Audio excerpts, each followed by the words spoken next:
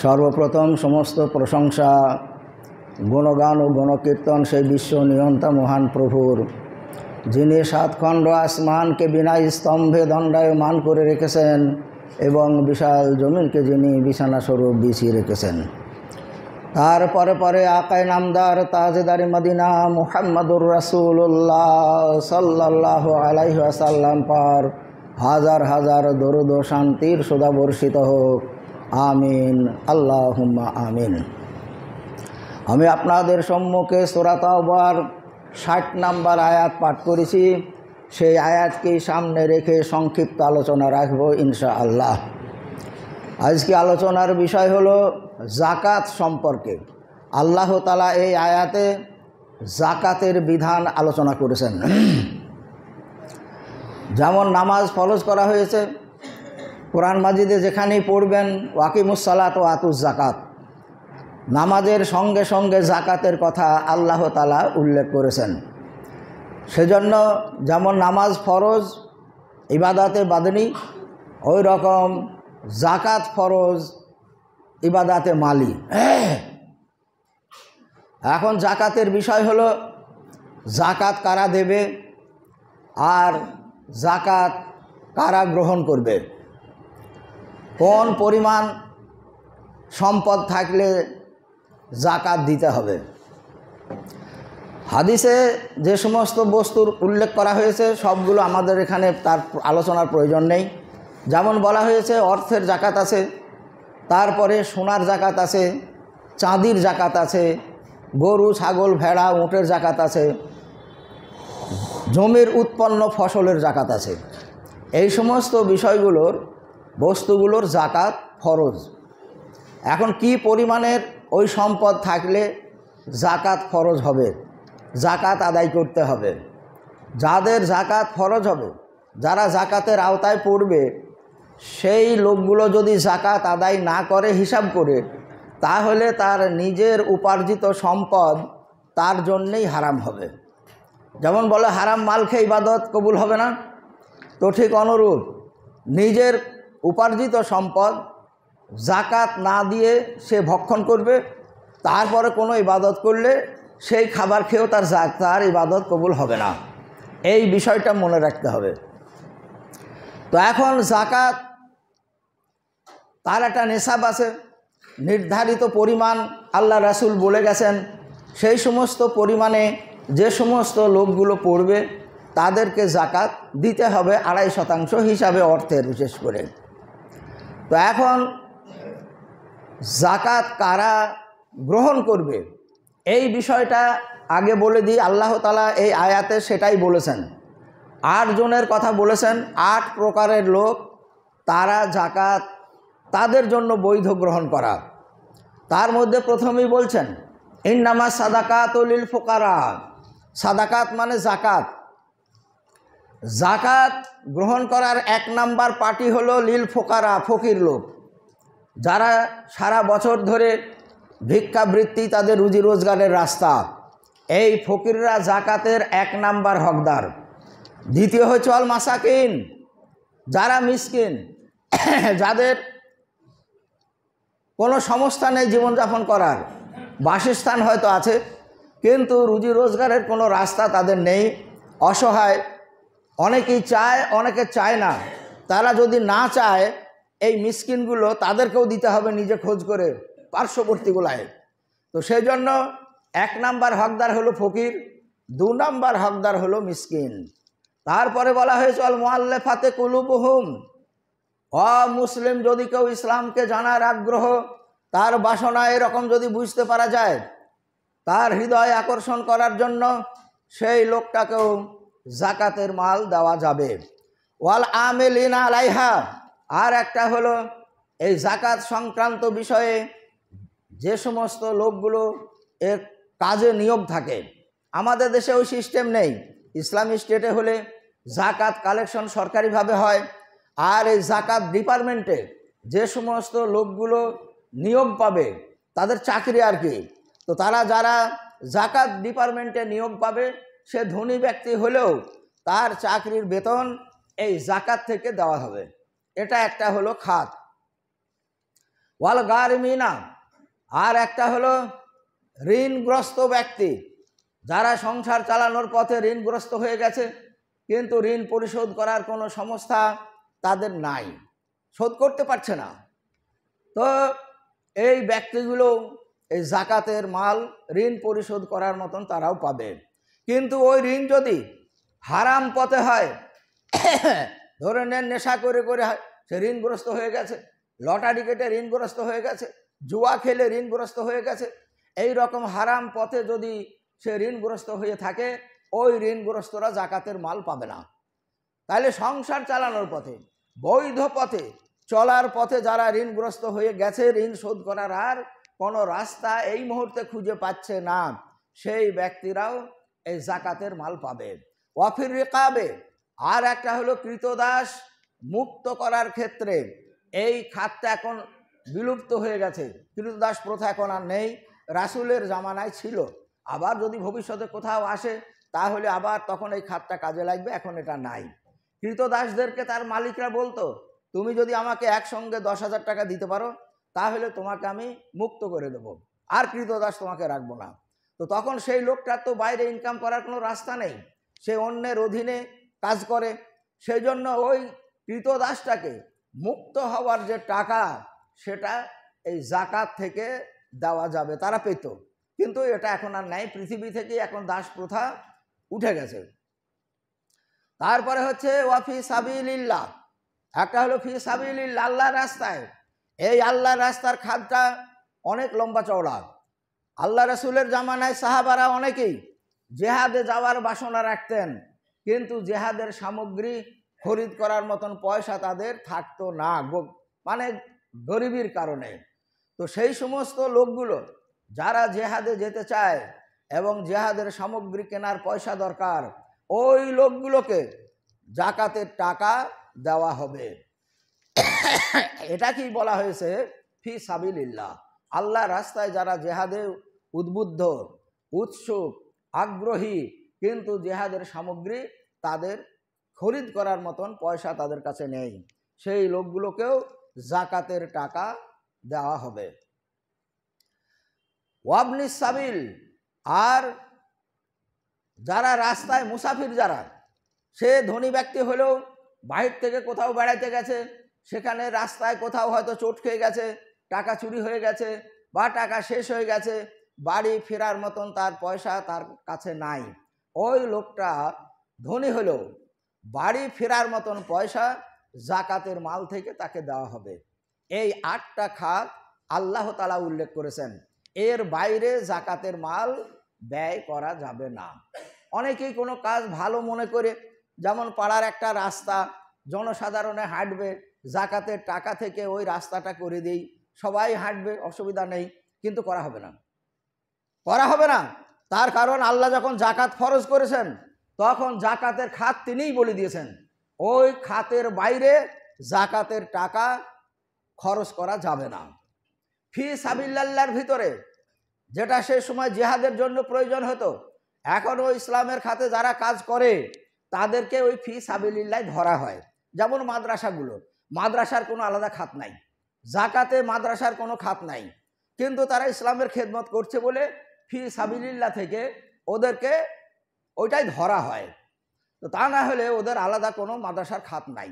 ওই রকম ইসলামে যারা খেদমত করছে, ইসলামের জন্য যারা কাজ করছে, সেই সমস্ত লোকগুলো তারা যদি আবেদন করে তাহলে তারাও ওই ফি সাবিলিল্লাহর ওই খাত থেকে তাদেরকে দেওয়া যেতে পারে।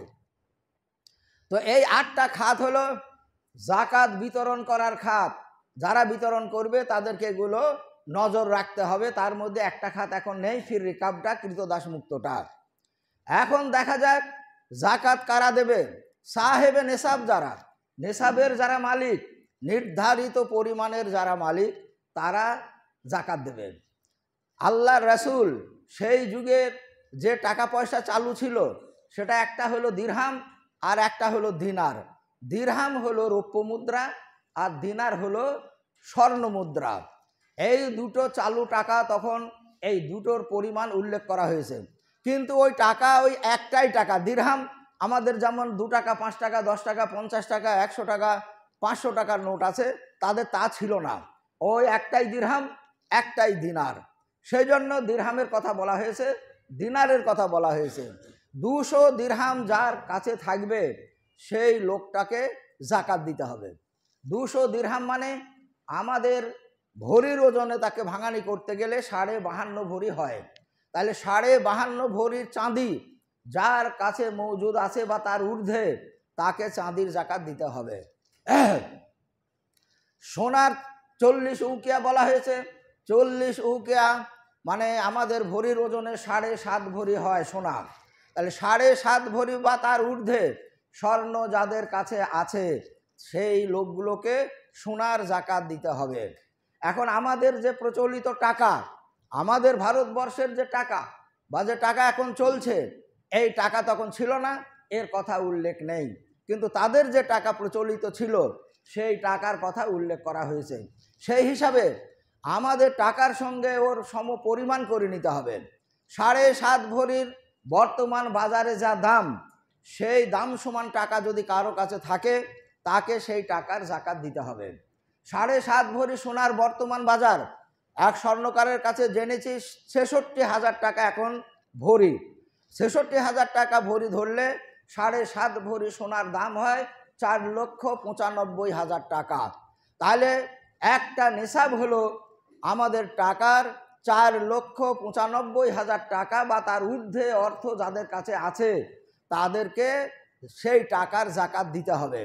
আর চাঁদির যদি দাম ধরা হয় 52.5 ভরির 400 টাকা করে ভরি, 52.5 ভরির 400 করে দাম ধরলে 21,000 টাকা হয়। তাহলে 21,000 টাকা একটা নিসাব হলো। যদি কেউ 21,000 টাকা নিসাব ধরে জাকাত দেয় দিতে পারে। আমরা বলবো যে বর্তমান বাজারে সোনা চাঁদির দামের যত ডিফারেন্স হয়ে গেছে, রাসূলের জামানায় এত ডিফারেন্স ছিল না, দামের খুব কাছাকাছি ছিল। সেজন্য দুটোকেই ওইভাবে উল্লেখ করা হয়েছে। এখন কোনটা আমরা ধরবো? চাঁদিও আছে, সোনাও আছে, মানে 21,000, 4,95,000, আমাদের যার যেটা খুশি সে সেটা ধরতে পারি। কিন্তু একটা দিক থেকে আল্লাহ রাসূল তাও সাদ বিন মুআজকে ইয়ামানের গভর্নর করে পাঠিয়েছিলেন, আর তেনাকে বলেছিলেন ওখানে শুধু ইহুদি এবং নাসারারা বসবাস করে, তুমি ওখানকার অধিবাসীদেরকে কালেমার দাওয়াত দেবে, এবং কালেমা যদি তারা গ্রহণ করে নেয় তারপরে সালাতের দাওয়াত দেবে। সালাত যদি তারা গ্রহণ করে নেয় তাদেরকে তখন জাকাতের কথা বলবে, আর জাকাত যদি গ্রহণ করে তাদের ধনীদের কাছ থেকে জাকাত সংগ্রহ করবে এবং গরিবদের মধ্যে সেই জাকাত বিতরণ করবে। তো আল্লাহ রাসূলের ভাষায় এই যে ধনীদের কাছ থেকে জাকাত সংগ্রহ করবে এবং গরিবদের ভিতরে জাকাত বিতরণ করবে, তো ধনীদের কাছ থেকে জাকাত নিতে হবে। আমরা বর্তমান সমাজে যদি কারো কাছে 21,000 টাকা যদি মজুদ থাকে তাহলে সেই লোকটাকে আমরা বর্তমান সমাজে ধনী ব্যক্তি বলবো না, তার কারণ সমাজের অর্থনীতি অবস্থা যা। কিন্তু 4,95,000 টাকা যদি কোনো লোকের কাছে মজুদ থাকে তাহলে সেই লোকটাকে সাধারণের ভিতরে একটু বিত্তশালী আমরা বলতে পারি। এখন জাকাত কখন ফরজ হবে? জাকাত যখন তার কাছে তার সেই অর্থ বা সেই সম্পদ যখন 1 বছর তার কাছে মজুদ আছে। ওহালা হাউলুন ওহালা আলাইহে হাউলুন, যখন সে তার অর্থের ওপরে 1 বছর যখন অতীত হবে, ধরে নেন আজকে 1 সপ্তাহ আগে আমার কাছে 10 লক্ষ টাকা এসেছে, এখন রোজার মাস, আমি জাকাত দিলে দিতে পারি, কিন্তু ওই টাকার উপরে জাকাত এখন ফরজ নয়। এই টাকাটা যদি ওর কাছে থাকে তাহলে আগামী রোজার মাসে গিয়ে জাকাত ফরজ হয়ে যাবে, মানে 1 বছর পার হবে। ওই রকম অর্থ যখন তার কাছে 1 বছর অতীত হবে সেই সময় সেই জাকাত সেই অর্থের উপরে জাকাত ফরজ হবে, 1 বছরের আগে ফরজ হয় না। সেই হিসাবে কোন মাসে জাকাত দেবে? সাধারণত সারা দুনিয়ায় এখন রমজান মাসকেই বেছে নেয়, এই জন্য রমজান মাসে নেকি বেশি। রমজান মাসে মানুষের মানে চলাফেরা ধর্মমুখী হয়, আর এই মাসে আল্লাহ তাআলা নেকিকে বর্ধিত আকারে দেয়। সেই হিসাবে রমজান মাসে জাকাত দেওয়ার বিষয়টাকেই মানুষ বেছে নিয়েছে। তো আমরা জাকাত রমজান মাসকে আমরাও সেরকমভাবে দেশেও আমরা দিয়ে থাকি। এখন এই মাসেই ইনকাম যদি করলাম, এই মাসেই জাকাত লাগলো না, গত বছরকার টাকা এ পর্যন্ত থাকলে। এখন অনেক সময় দেখা যায় হিসাব কেমন করে করব। তো একটা মাস নির্ধারণ করে ধরে নেন রমজান মাসটাই নির্ধারণ হয়ে গেল, এই মাসেই আমরা জাকাত দেব। তাহলে বাকি 11 মাস মানুষের আয় এবং ব্যয় হতে হতে এসে এই রমজান মাসে যদি তার কাছে ওই সাহেবে নেশাব পরিমাণ যদি টাকা থাকে, মানে 4,95,000, এটা কি আমরা এখন বলি, যেহেতু এটাই সোনার নেশাব, আর চাঁদের নেশাবটা বর্তমান বাজার হিসাবে এত নিচে নেমে গিয়েছে যে ও টাকা যে কোনো লোকের কাছেই থাকে, তাদের বিত্তশালী বলা যায় না। তো সেই জন্য 4,95,000 টাকার ঊর্ধ্বে রোজার মাসে এসে যদি আমাদের কাছে টাকা থাকে, সে টাকা সারা বছর ধরে এসেছে গেছে, আয় ব্যয় হয়েছে, এই সময় ধরে নেন 5 লাখ কথাই বলছি, তার কাছে আছে, তাহলে এই টাকাটার 2.5% হিসাবে জাকাত দিতে হবে। 100 টাকাতে 2.5 টাকা, 1 লাখে 2.5 টাকা, এই হিসাবে জাকাত তাকে আদায় করতে হবে। এখন সারা বছর ধরে আয় ব্যয় করে এসে রমজান মাসে দেখবেন আপনার কাছে সে টাকা কেউ 5 মাস আগে আসতে পারে, 6 মাস আগে আসতে পারে, 11 মাস আগে আসতে পারে, সব মিলিয়ে রমজান মাসে আমার কাছে যে অর্থ মজুদ তা নেশাবের ঊর্ধ্বে আছে, নেশাব বা তার ঊর্ধ্বে আছে, তাহলে সেই টাকার জাকাত আপনাকে দিতে হবে। না হলে ওই টাকা আপনার জন্য, আপনার ফ্যামিলির জন্য ওই টাকা হারাম হবে, তা খেয়ে ইবাদত বন্দেগী হবে না। যার জন্যে মুসলমানদেরকে জাকাত আদায় করতেই হবে। 5টা ফরজের মধ্যে জাকাত একটা কালেমা, একটা নামাজ, 3 নম্বরে জাকাত। তো সেই জাকাতের প্রসঙ্গ আমাদের এখানে এসেছে। আর জমির উৎপন্ন ফসল যে 5 ওয়াসাক বলা হয়েছে, তাকে হিসাব করে আমাদের এই কেজির ওজনে 18 মণ 30 কেজি হয়। জমির ফসল বলতে যে সমস্ত ফসলগুলো পাকা, যা রাখা যায়, নষ্ট হয় না, আর কাঁচামাল যেগুলো রাখলে নষ্ট হওয়ার সম্ভাবনা, সেই মালে জাকাত নাই। যেমন আলু, কপি, পটল, বেগুন, এ সমস্ত যতই তৈরি হোক না কেন, এই সমস্ত মালে জাকাত নাই। তাহলে জাকাত আছে ধান যেমন রাখা যেতে পারে, গম রাখা যেতে পারে, এই রকম যে বস্তুগুলো রাখা যাবে জমির উৎপন্ন ফসল, সেই সমস্ত ফসলের উপরে জাকাত ওয়াজিব। 18 মণ 30 কেজি যদি ফসল কাউরির হয়, তাহলে তাকে 20 ভাগের 1 ভাগ জাকাত দিতে হবে। ওসুর মানে 10 ভাগের 1 ভাগ, এবার খরচ করে তৈরি করলে সেটা 20 ভাগের 1 ভাগ। তো আমাদের দেশের যে চাষবাসের ব্যবস্থা, তা সব খরচ করেই হয়, সেই জন্য 20 ভাগের 1 ভাগ জাকাত জমির উৎপন্ন ফসলের দিতে হবে। জমির উৎপন্ন ফসলের জন্যে 1 বছর অপেক্ষা করার কোনো দরকার নেই। জমি থেকে যখনই ফসল উৎপাদিত হবে, যখনই জমি থেকে আপনার বাড়িতে আসলো, তখনই সেই ফসলের জাকাত আপনাকে আদায় করতে হবে। এখন অর্থের দিকে আসি, ওটা মোটামুটি বুঝে গেছেন। এখন অর্থ নানানভাবে আমাদের কাছে মজুদ আছে। যার কাছে ক্যাশ আছে, ক্যাশের হিসাব তো সরাসরি পেয়ে যাবেন। আর মানুষের ব্যবসায়িক পণ্যের ওপরে জাকাত ওয়াজিব আছে। ব্যবসায়িক পণ্য, যে বস্তু নিয়ে কারবার করেন, সেই ব্যবসার সেই বস্তুর উপরে জাকাত ওয়াজিব, যদি সে নেশাবের সমান হয়। যেমন ধরুন, আমরা অনেকেই স্টক ব্যবসা করি, অনেকেই দোকানদারি করি, নানানভাবে আমাদের ব্যবসা আছে। ব্যবসায়িক যে পণ্য, সেই পণ্য কিনতে যে টাকা ইনভেস্ট করা হয়েছে, বিক্রি করে যেটা হবে সেটা নয়, কিনতে যেটা ইনভেস্ট করা হয়েছে, সেই কিনতে ইনভেস্ট করা টাকা যদি আপনার এই নেশাব পরিমাণ হয়, তাহলে সেই ইনভেস্ট করা টাকার জাকাত দিতে হবে। এখন কেউ যদি ব্যবহারের জন্য কোনো গাড়ি কেনে, মোটরসাইকেল কিনলো, 4 চাকা কিনলো ব্যবহারের জন্যে, এই সমস্ত গাড়িতে কোনো জাকাত নাই। কিন্তু ওই গাড়ির উপরে যদি কেউ ব্যবসা করে, তাহলে তখন ওই গাড়ির উপরে যে ইনভেস্ট করবে, সেই ইনভেস্ট করা টাকা উপরে জাকাত ফরজ হবে। তাহলে বোঝা গেল, যেগুলো ব্যবহারের জন্য কিনছে সে টাকা খরচ হয়ে গেল, সে টাকার উপরে জাকাত নাই। কিন্তু যদি কেউ ব্যবসার জন্য কিনবে আবার বেচবে, তাহলে যে টাকা সে কেনার জন্য ইনভেস্ট করছে, সেই টাকার উপরে জাকাত ফরজ হবে। এখন অনেক সময় দেখা গেল টাকা আছে তার 20 লাখ, এখন 6 মাস আগে তার কাছে এসেছে, রমজান মাস আসার আগেই সে হয়তো জমি কিনে নিল, চাই কোনো লরি কিনলো বা অন্য কিছু কিনলো, 1 বছর পার হয়নি, ওই টাকাটা জাকাতের আওতায় আসবে না। এখন যেসব বস্তু কিনছে সেগুলোর উপরে জাকাত কেমন হবে? যেমন জমি কিনেছে, জমির উৎপন্ন ফসলের উপরে জাকাত ওয়াজিব হবে। কেউ ব্যবসার জন্য লরি কিনেছে, কোনো কারখানা করেছে, কোনো ফ্যাক্টরি করেছে, তাতেও মোটা টাকা ইনভেস্ট হয়েছে, যে টাকা ইনভেস্ট হয়ে গেল সেই টাকার উপরে জাকাত নাই।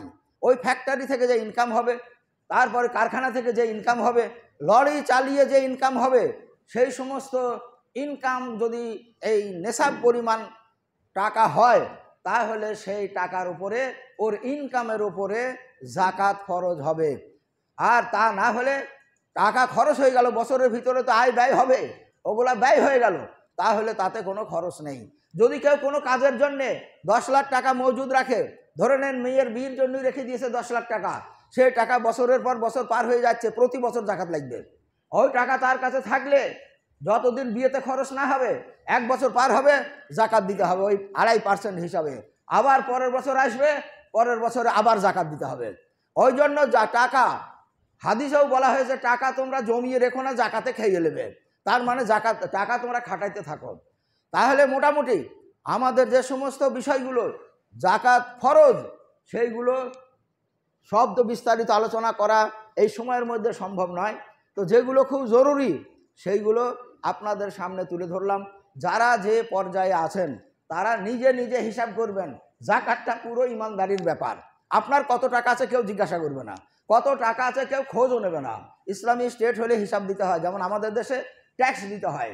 ট্যাক্সের, সরকারি ট্যাক্স আর ইসলামের জাকাতের মধ্যে পার্থক্য আছে।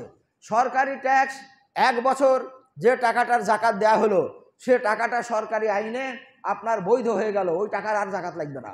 এইবার পরের বছর পর্যন্ত আপনার যে ইনকাম আবার নতুন করে হবে, সেই টাকার সরকারের আওতায় যদি পড়ে, সেই টাকাটার জাকাত আবার দিতে হবে। কিন্তু ইসলামের এই যে জাকাত, এ প্রতি বছর দিতে হবে। একই টাকার ওই পরিমাণে যদি থাকে, প্রতি বছর জাকাত দিতে হবে। আর একটা হলো সরকারি হিসাবের সঙ্গে আমাদের পার্থক্য, সেটা হলো সরকার একটা মিনিমাম রেট রাখে। 4 লক্ষ টাকা, 5 লক্ষ টাকা, 2 লক্ষ টাকা, এটা তারা মিনিমাম ছাড় রাখে। তাদের সেই 4 লাখ 5 লাখ যেটা থাকে, সেই টাকাটা বাদ দিয়ে বাকি টাকাটার ট্যাক্স লাগে। কিন্তু ইসলামের যে জাকাত, এটা আপনার কাছে কোনো ছাড় নেই। যদি 4,95,000 টাকা আপনার কাছে থাকে, সব টাকাটারই জাকাত লাগবে। 7.5 ভরি সোনা থাকলে তার জাকাত লাগবে। এখন 7.5 ভরির ঊর্ধ্বে 10 ভরি আছে, তাহলে 7 ভরি বাদ দিয়ে 3 ভরির জাকাত দিতে হবে, এটা কিন্তু নয়, 10 ভরিরই জাকাত দিতে হবে। এটা হলো আমাদের সরকারি ট্যাক্সের সঙ্গে ইসলামের এই ট্যাক্সের এই হলো পার্থক্য। যদি নিসাবে পৌঁছে যায়, সবটারই জাকাত দিতে হবে। একটা হলো একটা ফ্যামিলিতে 4টে বউ আছে, 2টো মেয়ে আছে, একটা শাশুড়ি আছে। শাশুড়ির কাছে 5 ভরি সোনা আছে, বউদের কাছেও 5 ভরি সোনা আছে, তাহলে 4টে বউয়ের 4 5 20 ভরি, আর শাশুড়ির আছে 5 ভরি, 25 ভরি সোনা। এই একের সঙ্গে আরেক ফ্যামিলি এক অন্যে থাকলেও, এক অন্যে থাক চাই আলাদা থাক, তাদের একে অপরের সোনা মালিকানা যখন আলাদা, তখন একসঙ্গে মেলানো হবে না। এক মালিকানায় 7.5 ভরি থাকতে হবে। শাশুড়ি যদি 7.5 ভরি বা তার ঊর্ধ্বে থাকে, তাকে জাকাত দিতে হবে। একটা বউয়ের যদি 10 ভরি থাকে, তাকে জাকাত লাগবে। অন্যান্য বউয়ের যদি 5 ভরি থাকে, ওকে জোড়া হবে না। তাহলে এক মালিকানায় তার সোনা বা চাঁদি এই পরিমাণ তার কাছে থাকবে, তবে সে জাকাতের আওতায় আসবে। এক অন্যে থাকলেও ফ্যামিলির ওইগুলো, এই যে আলাদা আলাদা বলছে, এটা বড় বইয়ের, এটা ছোট বইয়ের, এই যে বলার মানে কি, ওর মালিক আলাদা। সেই জন্য সেই মালিকানায় এই পরিমাণের স্বর্ণ বা চাঁদি তাদের থাকলে তার উপরে জাকাত ওয়াজিব হবে। তো যাই হোক, এগুলো আপনারা খেয়াল রাখবেন। রমজান মাসেই জাকাত আদায় করে দেবেন। জাকাত আদায়ের আর একটা ছোট্ট কথা বলে দিই। অনেক সময় দেখা যায় কারো 50,000 টাকা জাকাত হয়েছে, সে 50,000 টাকা রোজার মাসে বিতরণ করলো, আর দেখছে সারা বছরই তো ফকির টকির আসে, তো 10,000 টাকা রেখে দিই, এই 10,000 টাকা ঈদের পরে থেকে অন্যান্য মাসগুলায় বিতরণ করব। যেটা আপনাকে জানতে হবে, আপনার টাকা জাকাতের যে 50,000 টাকা, যতক্ষণ আপনার কাছে 5 টাকা থাকবে ওই টাকার, ততক্ষণ আপনার জাকাত আদায় পূর্ণ হবে না, আপনি যতই আলাদা করে রাখেন। তাহলে জাকাত আপনার টাকা আপনার কাছ থেকে যত তাড়াতাড়ি হয় সরিয়ে দিতে হবে, তাহলে আপনার জাকাত আদায় হবে। এইভাবে যদি আপনি ভালো মনে করে সারা বছর ফকিরকে ভিক্ষা দেবো, জাকাতের টাকা রেখে দিলেন 10,000, ওই 10,000 যতক্ষণ শেষ না হবে ততক্ষণ আপনার জাকাত আদায় হবে না। সেই জন্য যার যে পরিমাণ জাকাতের টাকা হবে, এই রমজান মাসেই যদি দেন, রমজান মাসেই সেটাকে শেষ করে দেওয়ার চেষ্টা করবেন। আল্লাহ তাআলা জাকাত দেওয়ার কথা আল্লাহ রাসূল বলেছেন, জাকাত দিলে অর্থ বাড়ে, মানে কমে না বাড়ে। এখন কিভাবে বাড়ে সেটা আল্লাহ তাআলাই ভালো জানেন। যারা জাকাত দেন তারা জানেন। এবছর যদি 20,000 টাকা জাকাত দিয়ে থাকেন, দেখবেন সারা বছর পার করে আগামী বছর 25,000 টাকা জাকাত হয় অধিকাংশ লোকের। আবার তারপরের বছর দেখা যাবে সারা বছর আয় ব্যয় করে এসে 30,000 টাকা জাকাত হলো। তাহলে টাকা বেড়েছে বলে জাকাত বাড়ছে। তো আল্লাহ রাসূল যেটা বলেছেন জাকাতে মাল কমে না বাড়ে, তার নমুনা জাকাত দাতা অনেকেই জানেন, নিজে লক্ষ্য করে সেগুলো জানেন। তো যাই হোক, আল্লাহ তাআলা আমাদেরকে তৌফিক দান করুক। আমরা যারা জাকাতের নেশাবে পৌঁছে গেছি, তারা যেন আমাদের অর্থের হিসাব করে জাকাত দেব। আর একটা কথা বলে দিই, আমার জাকাত ধরে নেন 5,000 টাকা হয়েছে, হিসাবে 5,000 টাকা জাকাত। আমি হিসাব করলাম না, দেই একটু বেশি করে দিয়ে দেবো, 7,000 টাকা জাকাত দিলাম, মানে হিসাব নাই। আমার অনুমান 5,000 হবে, 7,000 টাকা জাকাত দিলাম। আপনার 7,000 টাকা দিলেও জাকাত আদায় হবে না, 10,000 টাকা দিয়ে দিলেও জাকাত আদায় হবে না। আপনাকে হিসাব করে 5,000 হলে 5,000, 7,000 হলে 7,000, এটাকে আপনি আগে আদায় করুন, তারপরে আপনার যত খুশি তত দান করুন, অসুবিধা নাই। কিন্তু জাকাতটা আপনার মালের হিসাব করে হতে হবে। সারা বছরে একবার হিসাব, কিয়ামতের দিনে আল্লাহ তাআলা সারা জীবনের হিসাব নেবেন। সেই জন্য প্রতি বছর নিজের সম্পদের একটা করে হিসাব আপনাকে টানতে হবে। আমি কত সম্পদের মালিক আল্লাহ আমাকে করেছে, আবার আগামী বছরে হবে। সেই জন্য হিসাব করে জাকাত দেবেন, বিনা হিসাবে নয়। তো আল্লাহ তাআলা আমাদেরকে তৌফিক দান করুক, আমরা যেন আমাদের জাকাত ঠিকভাবে আমরা আদায় করতে পারি। আরও একটা কথা না বললে নয়, পরে একটু সময় বেশি হয়ে যাচ্ছে। অনেক ব্যবসায়িকদের অনেক লোন আছে, আবার নিজের ক্যাশ আছে, তা আবার মহাজনের কাছেও পাওনা আছে। এই রকম যদি থাকে তাহলে ঋণ এবং উপরের পাওনা প্লাস মাইনাস করে যদি জাকাতের আওতায় আসে, তাহলে সেই জাকাত তাকে দিতে হবে। এমন কিছু ঋণ আছে যার পাওয়ার সম্ভাবনাই নাই, এই রকম যদি সে মনে করে, সেটাকে এই মুহূর্তে জাকাতের বাইরে রাখলেও রাখতে পারে, আবার দিতেও পারে। এইবার যখন সেই টাকাটা তার কাছে আসবে, সেই টাকার জাকাত আদায় করে তবে সে টাকাটা সে ব্যবহার করতে পারবে। তা না হলে তার জন্য তখন জাকাত না দিলেও সেই টাকাটা তার জন্য ব্যবহার করা বৈধ নয়। সেজন্য এগুলা খেয়াল রাখতে হবে। অনেকের এমন থাকে টাকাটা মরিয়েই গেল, আর পাবো না, সেই টাকা এখন যদি বাদ রাখেন, যখন পাবেন তখন তার জাকাত দিয়ে আপনাকে টাকাটা ব্যবহার করতে হবে।